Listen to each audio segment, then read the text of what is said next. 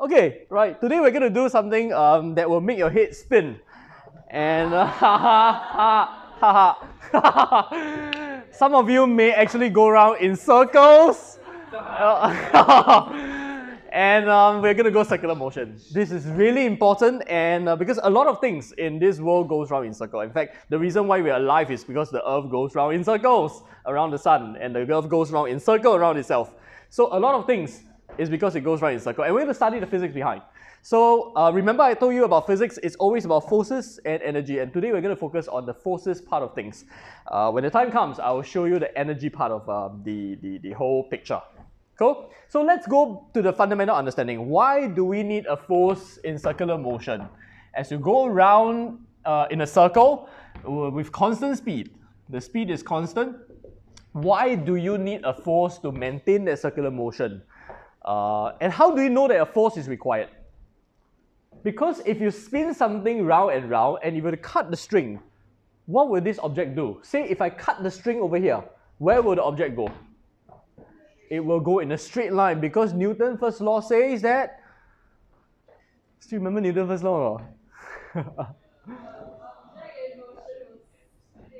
In at constant velocity. If there is no net force, exactly. So the object will go in a straight line. Therefore, we can deduce that if an object doesn't go in a straight line, there must be a net external force.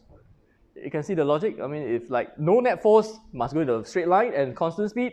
If the object doesn't go in a straight line, therefore we must have a net force. Understand? So that's by Newton's first law. By Newton's second law, which is my favorite, that is, if you look at this object, if the speed is constant as it goes around in a circle, is the velocity constant? Why? Why is the velocity not constant? Exactly, because of directional change, we have velocity change, and when you have velocity change, you have this thing which starts with A. What? Sorry? Acceleration, exactly. And when, in order to cause an acceleration, you need to have a force, correct or not? Wrong. I did not mention one very important three-letter word. Net force, exactly. Must remember this. Net force, net force, net force, net force, net force. It's very important. You need a net force. You don't just need force. Okay? So you need a net force. Now for uniform circular motion, now what does uniform circular motion mean? It means the speed is constant. Now for uniform circular motion, the force will always be perpendicular to the direction of motion. Always. But there are many cases where the force is not perpendicular, I know, but for specific case where the speed is constant, the force will have to be perpendicular. Why? Why so?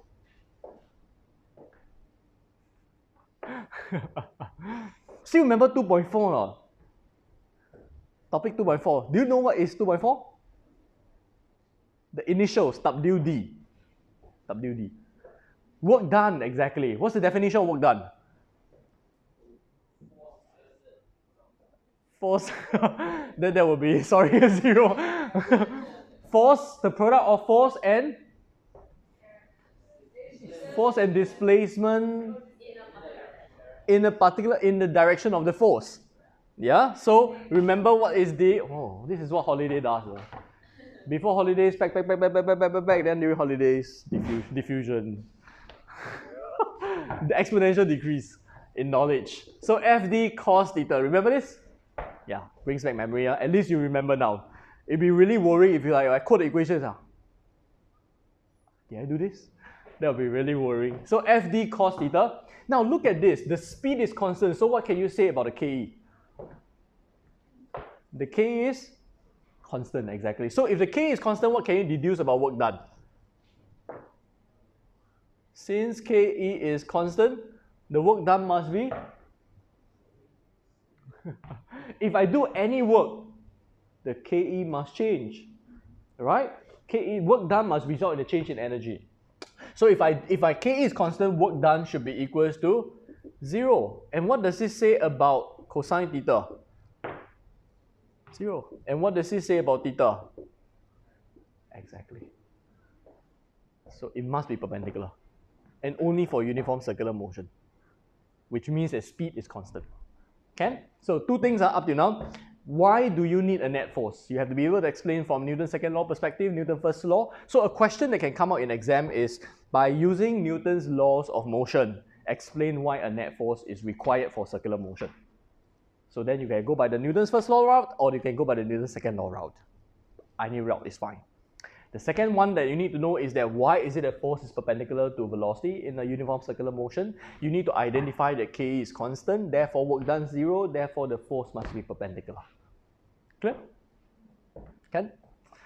I'm going to show you 4 equations, 2 concepts, and with these 6 things, you can even fight Olympiad questions. It's kind of scary. Actually, when I say this kind of thing, you should be really worried, because like electricity, series parallel V goes to IR only what? Easy, no? Actually, it's not. The lesser the number of equations, the more variation usually you can have. Yeah? You can have very, very weird circuits, and it can really, really be life-threatening. So for this one, only 4 equations and 2 concepts, and you should be able to do all questions. But of course, by right and by left, it is very different. By right, you should be able to do all questions. By right, by right. Okay, I'm going to slowly show you the derivation, how the equation comes about, and I'm going to summarize, show you those 4, and I'm going to give you a lot of examples of how the 2 concepts apply in very different scenarios. Then you'll see for yourself, really, you only need 4 equations, 2 concepts. Okay? So let's show you how the equation is being derived. So if you've got a velocity over here, and I start to rotate myself through an angle d theta. Small angle, no worries. I'm not introducing integration at this point of time. Because once I introduce d theta, wow, I got integration already. Differentiation, yes, but integration, no. So don't worry too much. Okay? So I got a v over here. Now, do you agree that delta V is equals to VF minus VI, vectorial subtraction, which is equals to VF plus the negative of VI? Now, how does the diagram look like, the vector diagram? So this is VF, this is VI, so it will look something like this. VF, negative VI, so this is my delta V. The sum of VF and negative VI. Negative because it comes from here. And the reason why the arrow points to the left is because it's negative. Cool? So the change in velocity arrow points here. And the angle between the 2 velocities will be this d theta. Now, do you agree that if the angle is really, really small, I'm sure that you have learned this circular measure before, and if this is theta, this is r, this is s equals to r theta. Yeah? Now, do you agree that if the theta is small enough, s becomes a straight line? If theta is small enough, s becomes a straight line. Therefore, something like this. Therefore, delta V magnitude is equals to V, which is your radius, multiplied by d theta. Is it okay?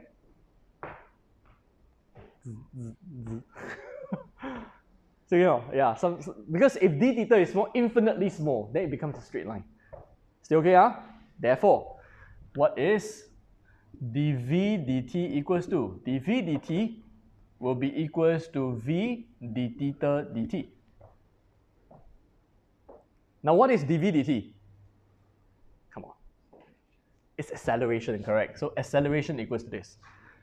Therefore, acceleration equals to v multiplied by the angle, the rate at which my angle is being swept.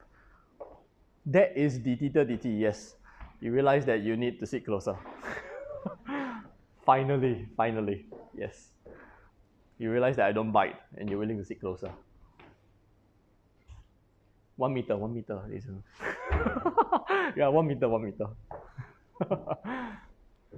So, you have A equals to V times d theta dt, which is the rate at which angle is being swept. Therefore, this is what we call 2 pi upon the period. Assuming that it sweeps through an angle of 2 pi in radians over a period of t. Still okay? Now, at this point of time, I'm going to introduce something. Can you see that 2 pi r over t is equals to the speed? Can follow? 2 pi r over t is equals to speed, distance divided by time. Therefore, 2 pi upon t, isn't it equals to v upon r? Therefore, it's v squared upon r. So the acceleration over here, which is what we call the centripetal acceleration, that is pointing towards the center of the circle, is actually v squared upon r. And that's why we say that the centripetal force, which is equals to m times centripetal acceleration, is mv squared upon r. And that's equation number 1. That's it. Equation number 1. We are 1/4 done.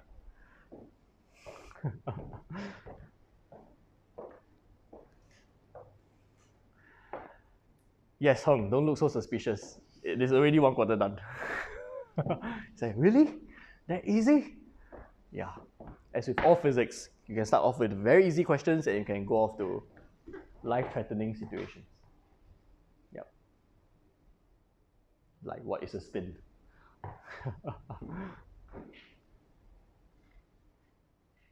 Okay. Now we define this 2 pi upon t as something what we call angular speed. This one over here. We use that just now, which is 2 pi upon t. We just give a name to it. It's not conceptual. It's just that we give a name to it. We call it angular speed.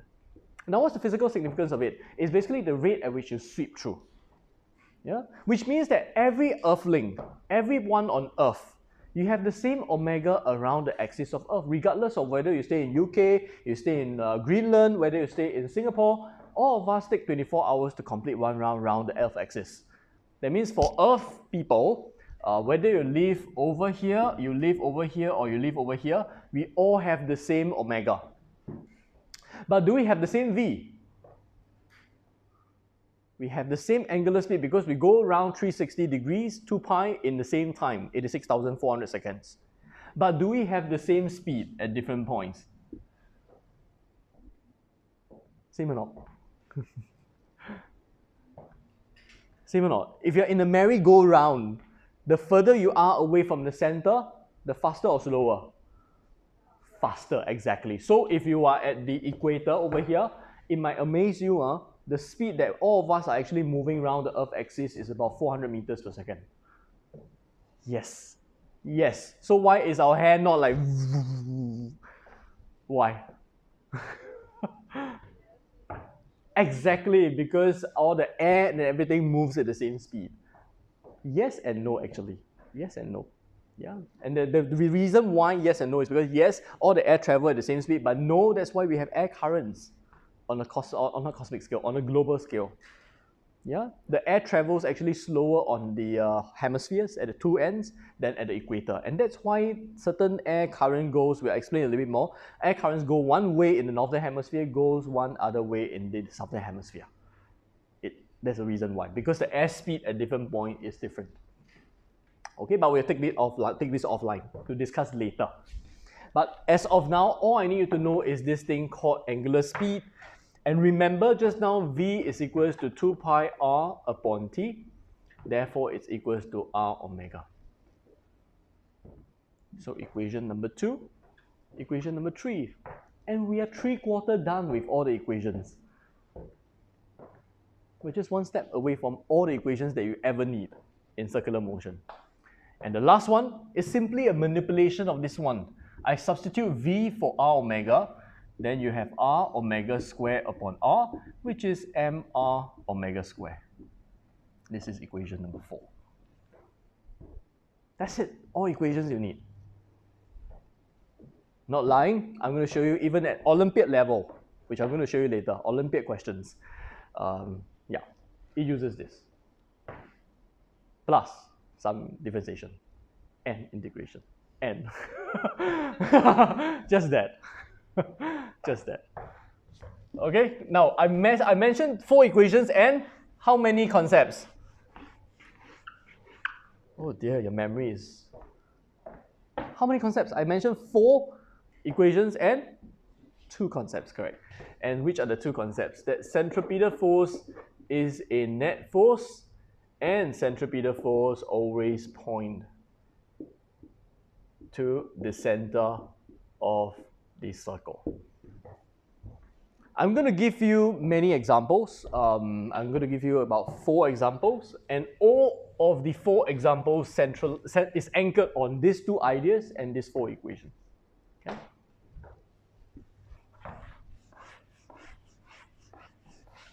Ready? Any clarification at this point of time? Some of you look like your head is spinning already. Can or not? 4 equations. In fact, the main equations are these 2. Then these 2 are supplementary, as you can see. These 2 are the main equations. These 2 are supplementary. These 2 are the main concepts. Did I write something weird? FC is a net force. It's a net force, yes, correct. You can see how properly I write it. It shows you the importance of it. Ready for the first one? Let's see. Okay? I got 2 objects over here spinning together. They are tied with metal rods, not string. If it is string, it would be quite weird. It would be like this. So it is tied by metal rods and they spin together. We call this A, this B, this is 2m, this is say 4m. This distance over here is 2l, this distance over here is a further l. Okay? Now, can you draw the free body diagram on A and B? Assuming that they are rotating on a horizontal plane, so A and B are doing this. They are not in vertical. Yeah, so no weight. No need to draw weight. I just need you to draw forces acting on this plane. Just forces on this plane. No need to include weight or normal contact force. Can I give you about 1 minute or so to try, figure out, before I show you what the correct answer is, and then how you can move on to apply this concept and these equations. And give it a try. 1 minute or so. Draw the free body diagram.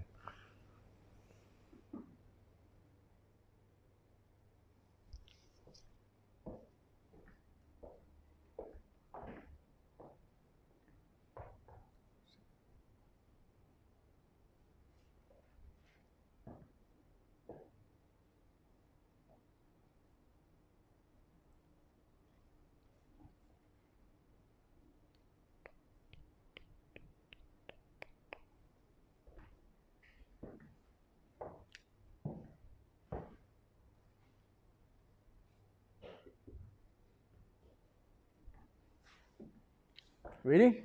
Okay. On B, which one is the easier one? A or B? B, yes, correct. Because B, there's only 1 force. Yes, correct. Let's call it, not a very nice name, but TB.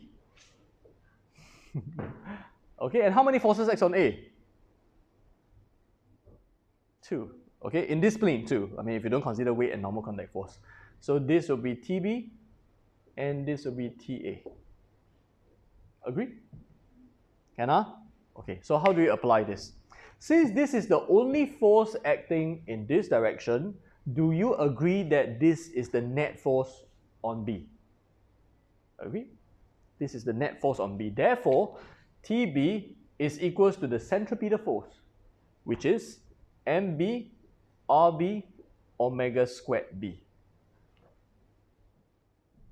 In case you're wondering what are we doing, what are we solving for, the end product is to find the ratio of tension between TA and TB. So the end product is to find the ratio of this. Cool?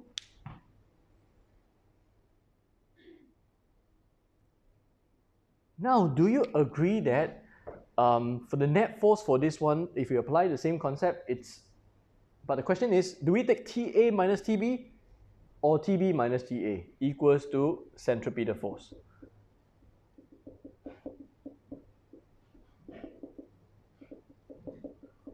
Which one do we use? Because both are net force, or TA minus, why? Exactly, because remember, it must point towards the center of the circle. So that's why I decide to choose this one, not this one, because of that rule there. Can you see how it applies? So therefore, this is the one. TA will be equals to TB plus MA RA and omega squared A. Question number 1. Why do I choose mr omega square and not mv square upon r? Because they have the same omega, correct, but they don't have the same v. That's why I choose this equation. In case you have this question, then when do we use what? It depends on situation. Okay? So if the situation is such that both have the same omega, then you use omega law. If they have the same speed, then you use the same v. You use v. Usually it's like this. Okay? So you read the situation first, whether they have the same omega or same v. Now, can you do the math necessary? I'm sure that this is an insult to your math abilities. Now probably you're doing complex numbers already. Haven't, huh? Oh, okay. So what are you doing now? APGP, sum to infinity? Induction, proving by induction. Okay. Like assuming that S1 is true, then, and then therefore. Okay, so can you try find the ratio of TA to TB? Give it a shot. Given the numbers there, 2L, L, 2M, 4M.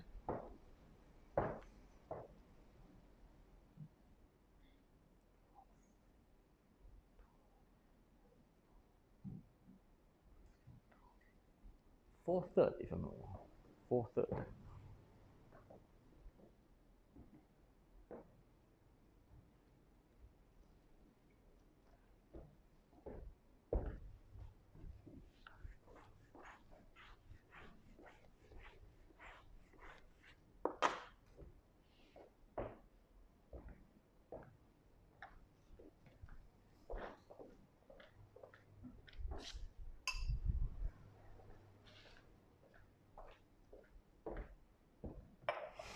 Relax, I'm not going to throw it at you, Hung.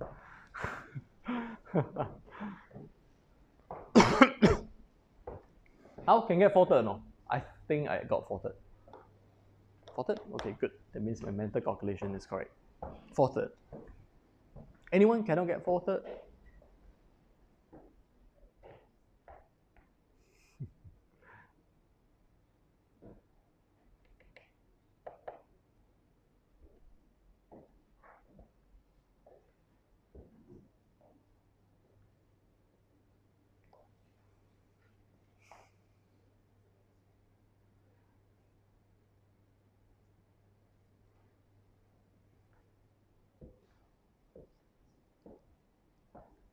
Anyone needs help? If not, for those of you who are still doing, continue to do that. Well, those of you who have finished, let me tease your mind with something over here. If you have something that goes around in a circle, say a bucket of water, yeah, and a bucket of water over here. So you tie the bucket to the center, and then you spin it around. Okay? Now, I would like you to draw, this is the bottom, this is the top position. I would like you to draw the free body diagram for the bucket at the top over here and the bucket at the bottom over here. The string is tied here, the string is tied, bottom no, wrong position, here. Okay. For those of you who have done that, can you take a look at this? Now we are going vertical plane, like a roller coaster kind. Yeah, roller coaster, vertical plane. The bucket of water at the bottom and the top, free body diagram for the top and bottom. Draw the free body diagram, that's it. Last check, anyone needs help for this one? The answer is 4/3. Okay, good, awesome. It's actually 16 upon 12. Can reduce it to 4/3 for the previous one.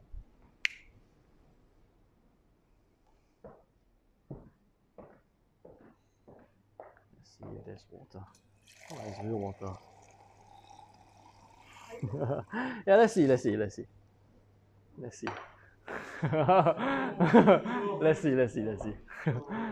No, you're going to do it, not me. No, don't worry. I will do it. Yeah. Anything dangerous, teacher should do it. Like water is very dangerous, right?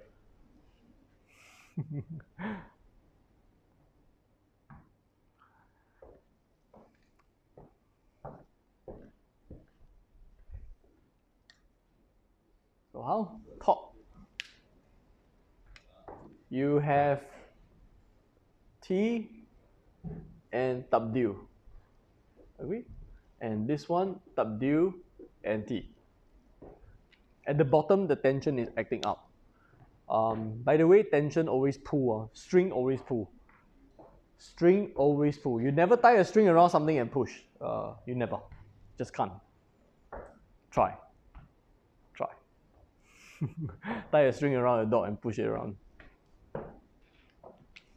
Okay, so if you were to relate these two forces, tension and weight, to centripetal force, can you see that this is pointing towards the center of the circle? So T plus W equals to mv squared upon r. So T equals to mv squared upon r minus W, which is mg. Whereas this one, T minus W, why do we take T minus W, not W minus T? Because pointing towards the center of the circle, correct? And therefore, T is equals to mg plus mv squared upon r. And if you have spun anything around, I don't know why you have done that, probably with your very heavy NTUC grocery, you start to swing it. Yeah, you start to feel that it actually is heavier at the bottom. And that's the reason why, because you're not only having mg, you're having mv squared upon r. The faster you spin it, the heavier it feels. Okay? Now, this is not the interesting bit. What I want you to take a look is this one. Can you see that there will be some value of speed where the tension can go to 0? This one. Can you see?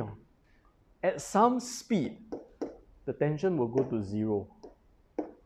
And that speed can be found by putting mv squared upon r equals to mg, and you will have this v minimum equals to square root rg. That's the minimum speed you must have. Otherwise, the water will come down. Yes. And it's not 0. Some people will think that only when you reach 0, that's when the thing starts to have time to fall down. Actually, no. If you have, let's say, for example, V minimum is 5 meters per second. Once you go to 4.9, you start to see things falling down. Yeah. So when you design roller coasters, they need to make sure that the V minimum is, the V at the top is higher than the V minimum. Guess what will happen if the V minimum, the V at the top is lesser than the V minimum? Yeah, you have all your spectacles and coins coming down. And if you're fast enough, you might catch it when you come down. You never know. Yeah, if you're fast enough, you might catch it. Cool?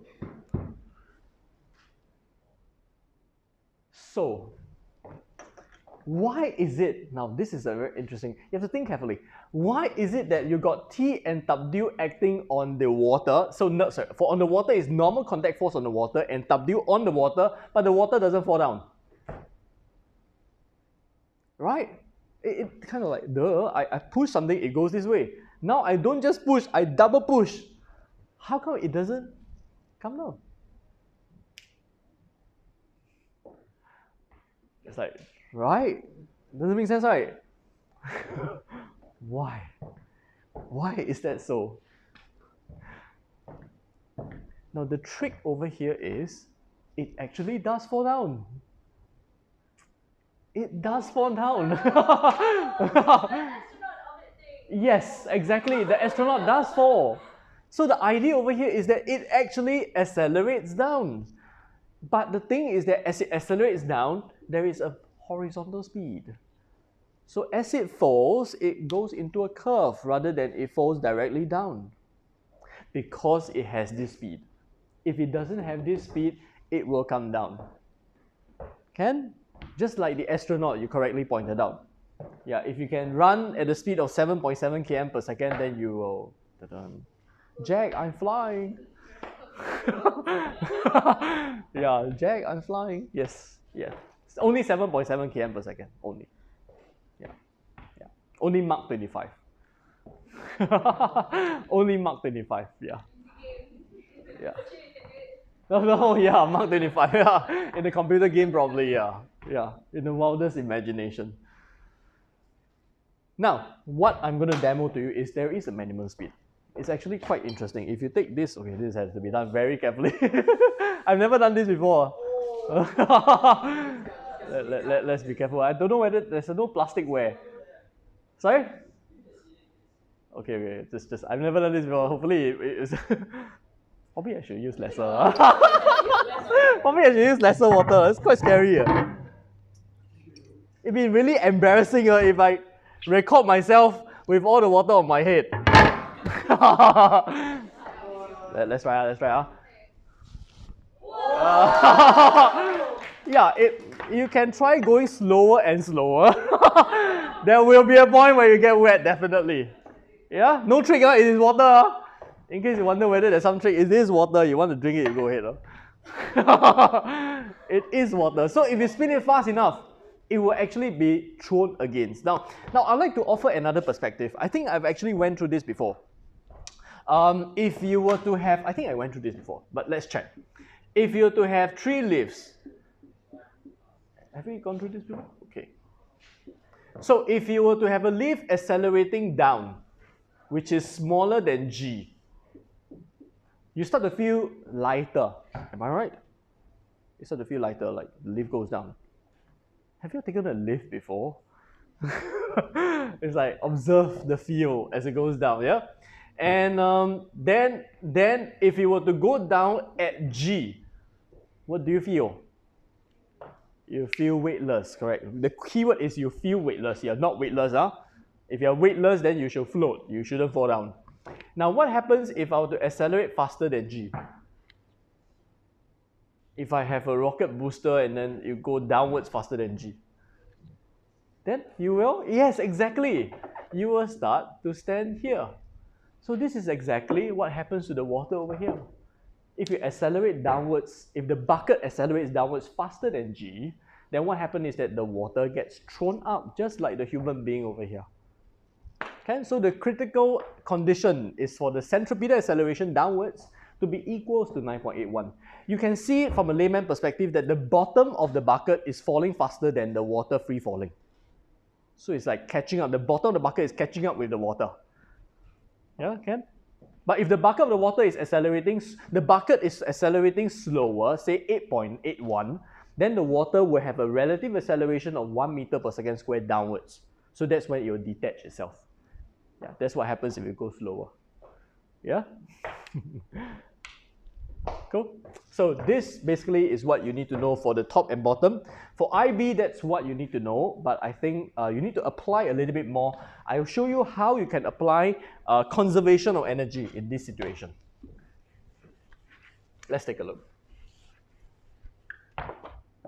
So say, for example, if you have something going round in the circle and the diameter is 30 meters, find V minimum at the top to sustain circular motion and find V minimum at the bottom so that the object can remain in circles.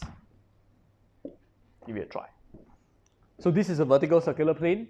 It is a free moving roller coaster cart. Find the V minimum at the top and find the V minimum at the bottom. Hint, use conservation of energy for part 2. For part 1, I've already given you the equation somewhere in the board.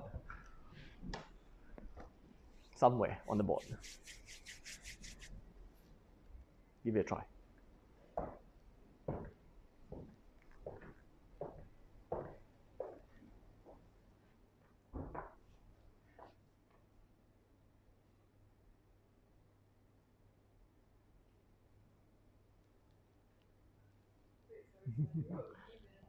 V minimum top at the top, yeah, and V minimum at the bottom.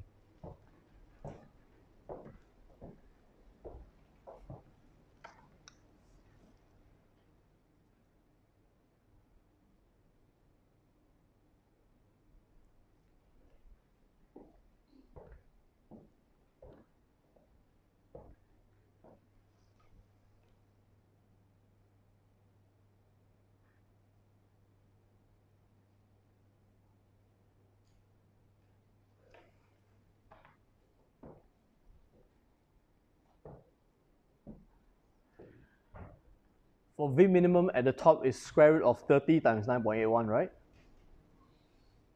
These kind of stupid tricks always work on them.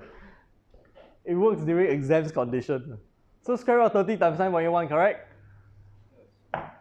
Yes, please be careful. Yeah, in exams you can have 1 plus 1 equals to 11 kind of mistake. Yeah. It does happen. It does happen. So Square root 15 times 9.1, that's the easier one. Then for the second one, you have to use conservation of energy to find the speed at the bottom. So mgh plus half mv squared at the top equals to half mv squared at the bottom. So this is v equals to root 15 times 9.81, and you get the answer. And for this one, it's half mv bottom square equals to mg diameter plus half mv at the top square. So conservation of energy basically. Cool.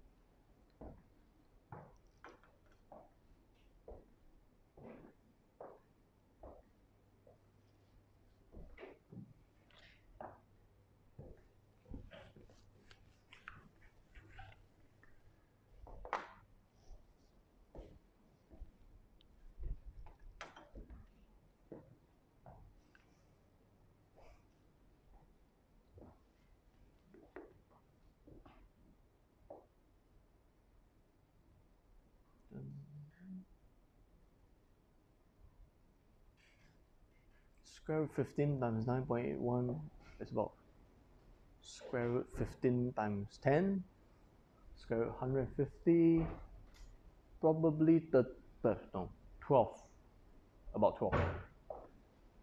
Anyone can give me the number? My guess is about 12. Any numbers? Herman? 12.1, okay. And the bottom?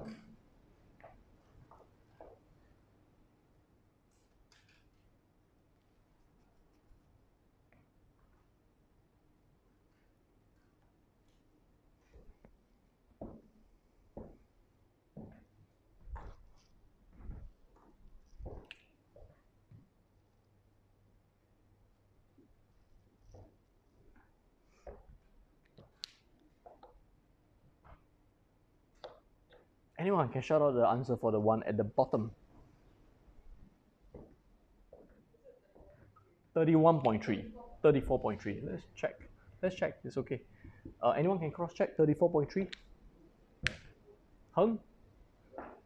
21. Okay, let's work out the thing. So VB squared is equals to 2.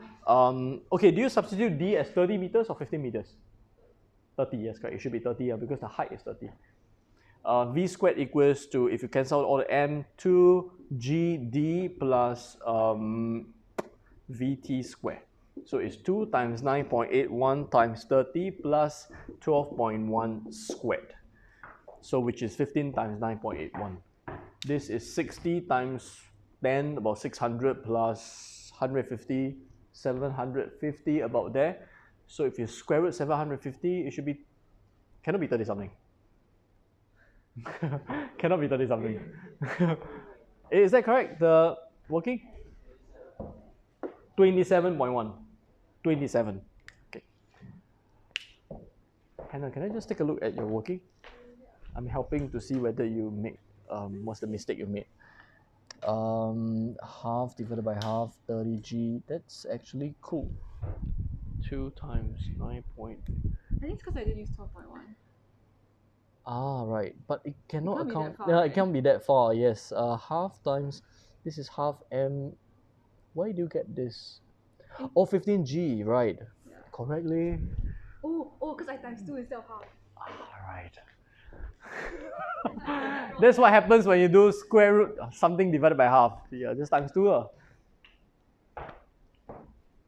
Can? Everyone? 27 point? 27 meters? Yeah, 0.1. Okay. Cool. Easy, huh? Okay. Let's do another example where instead of going round in the circle, inside the circle, we go above the circle. So this is the kind of situation where you go over a hump. Right? You go over a hump. A big hump, say for example. So can you draw the free body diagram on this and relate the forces to centripetal force? Draw the free body diagram for the car traveling. Imagine this is, a car, and it goes around a hump, over a hump, and then draw the free body diagram for the car and relate the forces acting on the car to centripetal force.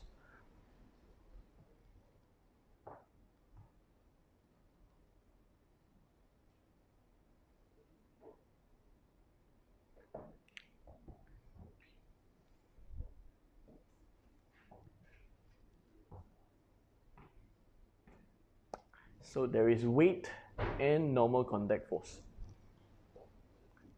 So from what we learned, it should be m minus w equals to mv squared upon r, correct? This is what happens when you copy, when you remember equations, remember the principles. Yeah, the principle says that the net force points toward the center of the circle is below. So you should take w minus n equals to mv squared upon r, and therefore n is equals to mv squared upon mg minus mv squared upon r. This is the normal contact force. Now, can you see that for this scenario, it's the reverse of this scenario. For this scenario, you need a minimum speed to stay in the circular motion. Whereas for this situation, if you go beyond a maximum speed, you will fly, correct? And what sort of motion do you go? From circular motion, you go into? Starting with P, projectile motion, yes, correct, you basically fly. You know, those kind of Hong Kong chase after the bandit kind of thing, then they go over hung. Yep, that's what happens. Yep. Yes, someone went over the hump. There used to be a road at Jurong area, Jurong East. There used to be a road at Jurong East near the Science Centre, where if you drive fast enough, you go over the hump. Now they leveled the road. It's gone already, unfortunately. I really enjoy going down the road. It's really fun. It's really fun. It's uncomfortable, yeah. It's like, ooh, ooh. Okay. Seems like you don't like roller coaster rides, huh? I know. Which one? Oh, that one. Yeah, yeah. The one where they pull you up all the way and then drop you down. That is really fun. Yeah. Okay, now one last example to show you how the two principles apply. I've shown you three already. Let's go for the last one, which is this one. This is what we call a conical pendulum for obvious reasons. Instead of the pendulum going like this, it scribes a circle as it goes round the axis. So it scribes a cone. All right, it scribes a cone as it goes round the axis. Can you draw the free body diagram? Same thing. Free body diagram for the pendulum bob and relate the forces to the centripetal force using a vector triangle or vector diagram. So how do you show that the forces add up to be centripetal force?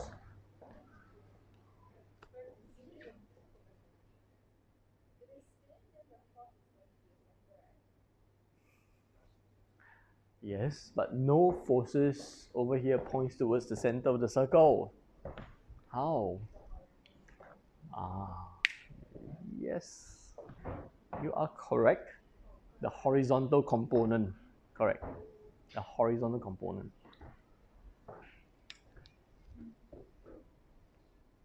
So the free body diagram for the object looks like this, right?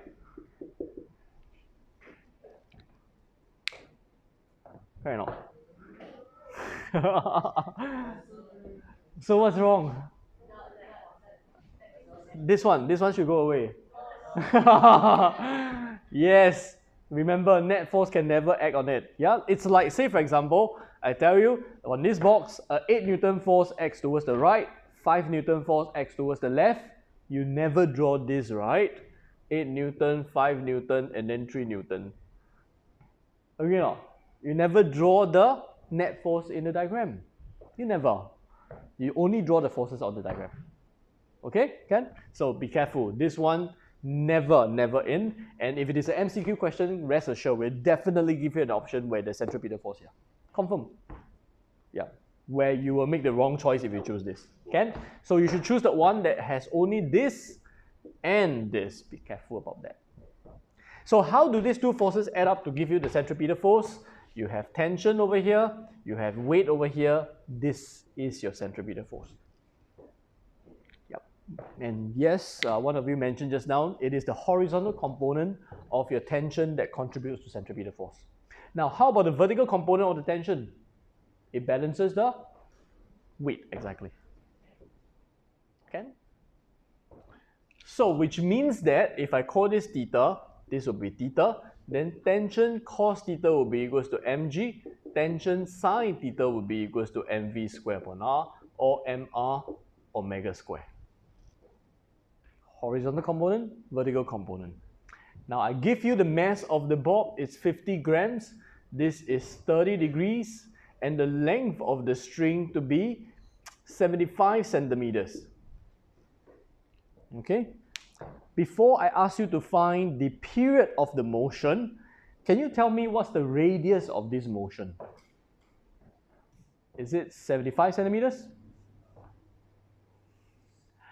Is 75 times half. Why half? Sine 30, exactly. It is the radius of the circle that you scribe, not the length of the string. Remember this. Okay, so it is the radius of the circle that you scribe, not the length of the string. Sometimes the length of the string can be the radius, like the previous cases. Sometimes it is not. Be clear about that, Ken?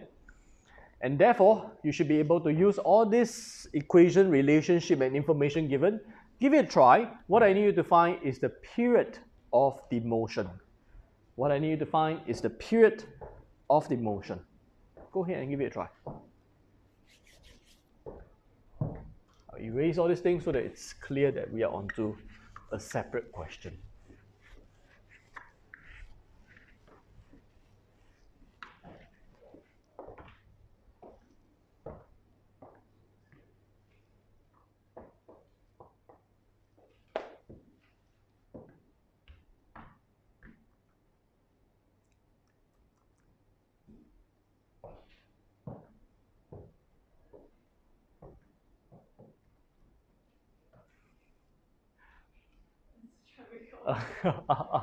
This is t cos theta equals to mg, t sine theta equals to mr omega square or mv square per r.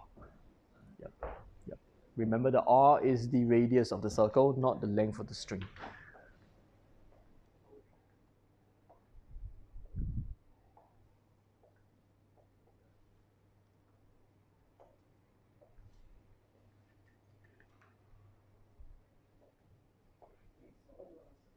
I want you to find a period of the ball. How much time does it take to go around one circle? Yeah, the period.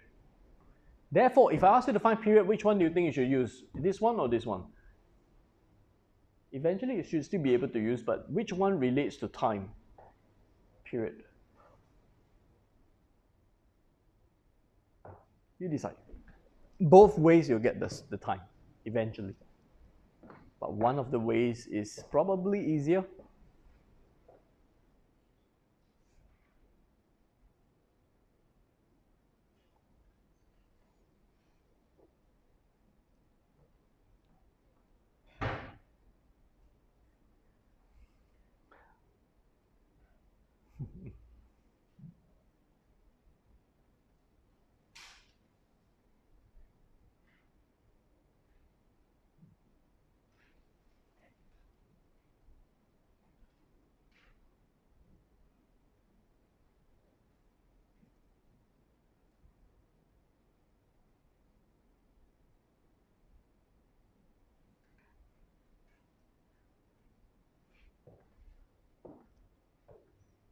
How? So if you were to put things together, t cos 30 equals to mg, t sine 30 equals to mr omega square, tan 30 will be equals to r omega square divided by g. So omega is equals to square root g times tan 30 divided by 0.75 divided by 2. So period will be equals to 2 pi this.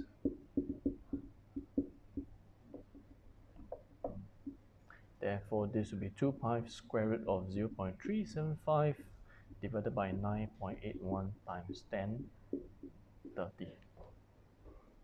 And that will give you the answer. Okay?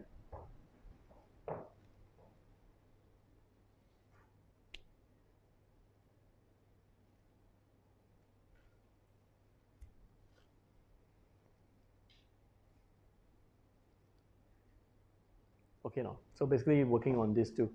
And I use m omega squared because omega is equals to 2 pi upon t, so it's related to time.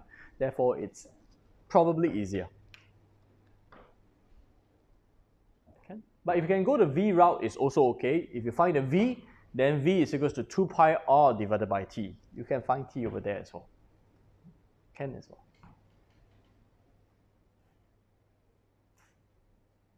Did I make a mistake?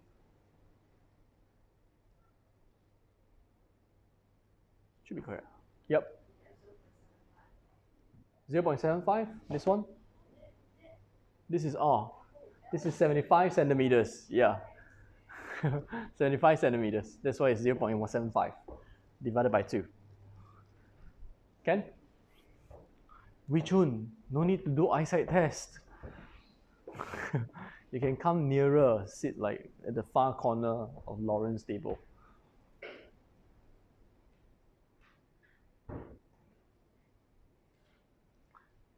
Cool, Ken? No need to test your eyes, just asked. Just asked. This one, 0.75 divided by 2.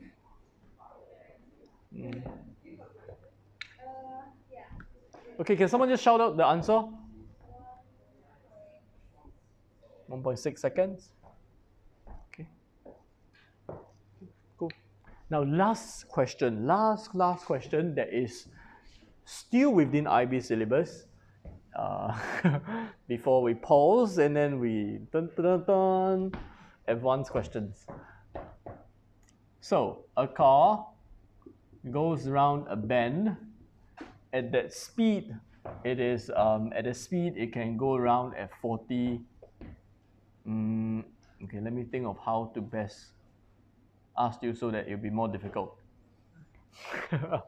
So say for example, if you can move at the radius r with speed 40 meters per second on a dry day, and on a wet day it wants to make the same bend, same radius, but on a wet day the friction, the maximum friction is reduced by 1/3. So what I need you to find is the maximum safe speed that it can go around the bend without anything bad happening to the driver. Okay, so the dry condition, the road can sustain a speed of 40 meters per second, the maximum friction, because the frictional force provides for the centripetal force. Yeah. On the wet day, the friction is reduced by 1/3. So what's the maximum speed that he can travel or she can travel at the same radius?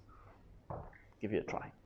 This is called a ratio problem, where I don't give you the radius, I don't give you the frictional force, but you don't need them.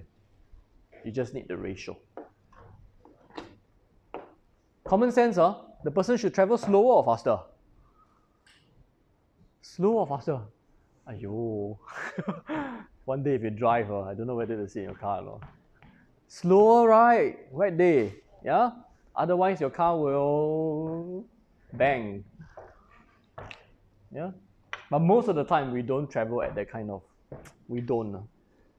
Unless you are being chased by someone or you're chasing after someone. There's a booby trap there in the question. There's a booby trap in the question. Be careful. Let's see how many of you make the mistake. There's a booby trap. Read carefully.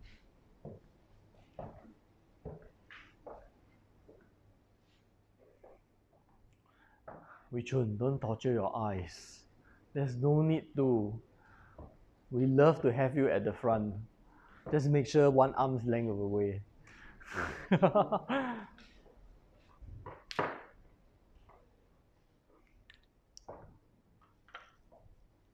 So, for this kind of question, I encourage you to write equations for dry condition, wet condition.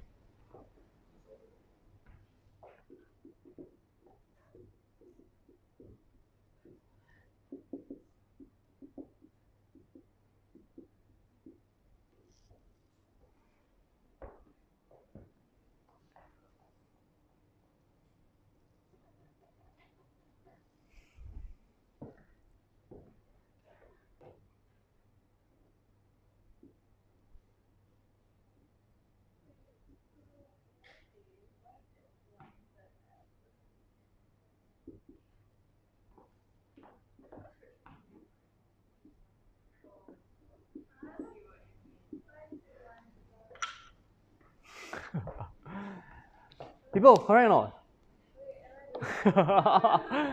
Correct or not? Yeah? 1/3. Because 1/3 what? 1/3 what? Scam, yes, correct. Careful. Scam alert, be careful. Hey, I've seen this kind of question asked many times in history, and yeah. 1/3, 1/3. Careful, huh? Reduced by 1/3. I don't know how else I can phrase it to make it even more of a curveball. Reduced by 1/3 when it's already half. Now that's English already. Okay, so this is 2, and therefore this will be root 40 times root of 2/3. So it will be smaller.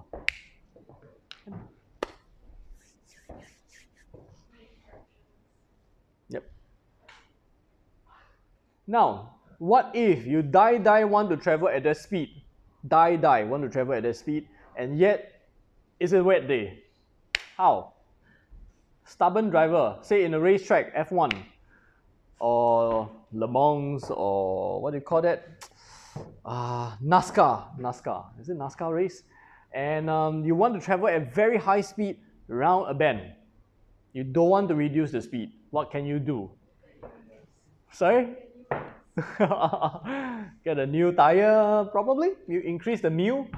The other way, you can't do anything to the driver, you do something to the road. So what do you do to the road? Other than yes, correct. For that, it will be advanced component, and I will stop the video here and I'll record that under a separate video.